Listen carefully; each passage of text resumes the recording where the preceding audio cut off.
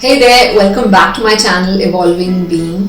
In today's video, I'm going to reveal some of the most common tricks that interviewers use and that interviewees are never aware of. Now this is going to be a game changer for you. So make sure you watch the video till the end so that you are guarded against these techniques and you come out with flying colors even when the interviewer is using these techniques on you. Make sure to watch the video till the end as a lot of new things are going to be revealed to you that you probably did not anticipate before this. And make sure you subscribe to this channel if you haven't already, as there's a lot of exciting content lined up for you just like this one. On that note, let's get started.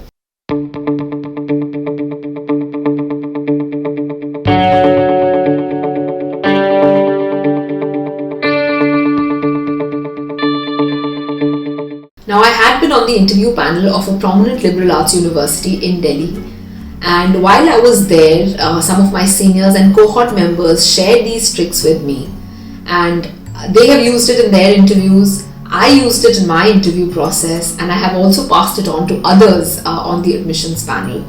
And I'm very sure that interview panel members across the board are using these techniques. So listen carefully. Now there are two kinds of interviews that happen. One is an interaction where you feel very relaxed and you come out of that interview thinking you have passed it with flying colors. The second is more like a stress interview where you feel like as though you did not do enough and you're not sure of what the outcomes will be. Now very often, sometimes the results are quite opposite of what you had probably anticipated. In the more relaxed interview, probably you wouldn't get through. And in the more tough interview, you'll be very surprised that you may have actually got through. So how do these decisions come through and what is it that goes behind the doors in terms of evaluating a candidate? Let me start with the more relaxed interview. Now, this is a scenario where the interview panel members are going to be very warm, welcoming, friendly with you. The interview panel members are going to agree with what you say. They're going to compliment you in different capacities. They're also going to mimic you. They will mimic your gestures, or they will mimic your movements, or they will mimic your words, just to make you feel as comfortable as you can.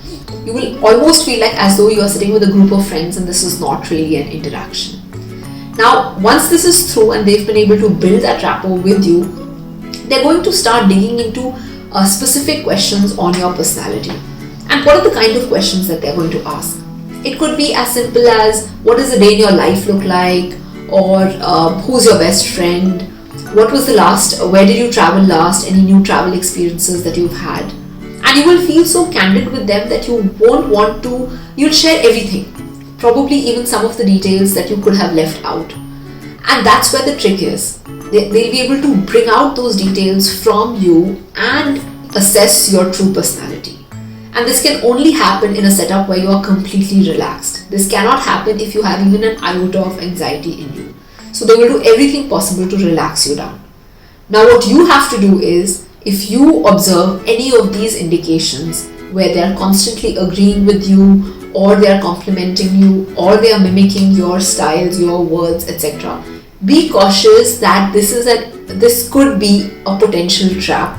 So keep your guards on, speak only what you're supposed to reveal, and do not share anything and everything, because this is where your personality is being built and assessed. Now the second kind of interaction is more like a stress interview. Sometimes whatever questions the interview panel members are asking you are very difficult. You probably don't know the answer and you feel like, oh, this is out of context or out of syllabus, so to speak, and this shouldn't really have been asked. Or they will cross-examine you on the same facts again and again. So for instance, if they give you a problem to solve, they'll ask you, are you sure about the answer? Do you want to recalculate? Do you want to recheck it? Or if they ask you something about current affairs, they'll ask you to again re-evaluate your conclusions, ask you to cross-check the facts. Is that how it is? Or maybe there's a different way one recounts that story. So these questions will make you think deeper and probably doubt yourself whether you are right or not.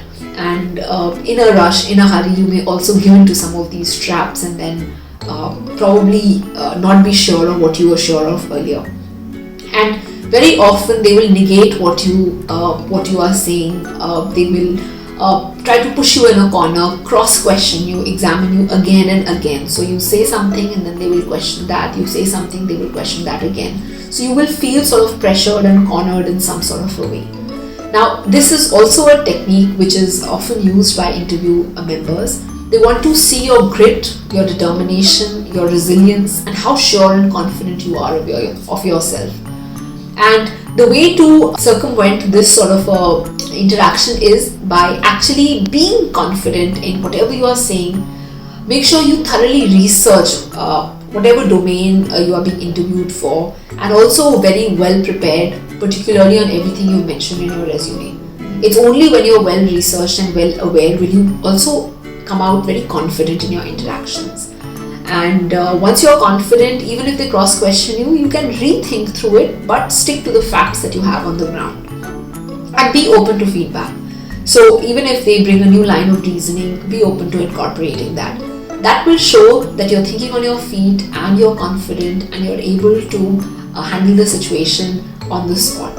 Now, this happened with me once where I was interviewed and I was asked a very bizarre question. I had studied economics in my undergraduation, and they asked me about the import of whiskey in Scotland, like a very specific case study which I had not done in my undergraduate days, nor had I read about it in the newspaper.